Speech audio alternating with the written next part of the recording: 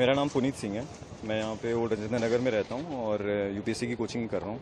पुनीत, ये बताइए कि यहाँ पर बायोमेट्रिक एक बड़ा इशू आप बता रहे हैं।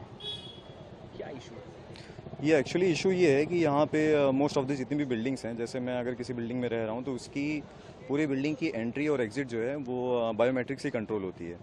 तो उसमें कैसे है कि, और हमारा मतलब कंसर्न ये है कि अगर सपोज़ कुछ इमरजेंसी हो जाती है, आग लग जाती है या कैसे भी कुछ कोई भी इमरजेंसी हो जाती है, तो पूरे बिल्डिंग में कोई भी बालकनी नहीं है, कोई बिल्डिंग में कोई भी ऐसी जगह नहीं है कि अगर हम लोग किसी को इमरजेंसी नंबर पे कॉल करते हैं, कोई आता है कि हम लोग को रेस्क्यू कर लो, तो रेस्क्यू करने का उनके पास कोई ऑप्शन नहीं है। क्योंकि इमरजेंसी की वजह से कि अगर वो गेट के पास कोई इमरजेंसी होती है तो हम लोग अगर ऊपर हैं तो हम लोग नीचे आ नहीं सकते, और अगर कोई बाहर है तो वो अंदर आ नहीं सकता क्योंकि बायोमेट्रिक की वजह से वो लॉक हो गया है।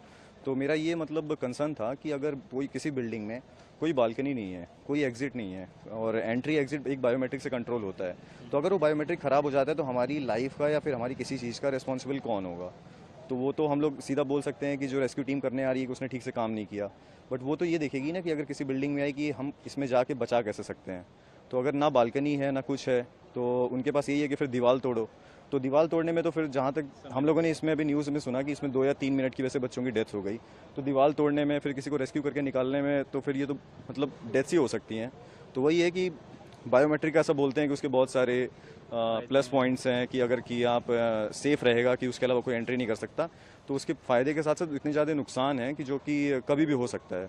और जैसा हम लोगों ने इसमें देख लिया कि एक्सीडेंट इंसिडेंट किसी भी टाइम पे कभी भी हो जा रहा है। अच्छा, ये बताइए पुनीत, क्या ये बायोमेट्रिक सिस्टम जो है वो सिर्फ कोचिंग सेंटर्स में, लाइब्रेरीज में है या फिर कहाँ कहाँ है ये जैसे मैं जिस बिल्डिंग में हूँ वहाँ पे तो है ही बिल्डिंग में, और जैसे जहाँ पे रहता हूँ, और यहाँ पे मतलब ओल्ड राजेंद्र नगर में मोस्ट ऑफ द जितनी भी लाइब्रेरीज़ हैं, मतलब मैं से एग्जैक्ट काउंट तो नहीं बता सकता, बट 70-75% जितनी लाइब्रेरीज़ हैं सबकी एंट्री एग्जिट जो है वो बायोमेट्रिक से कंट्रोल होती है।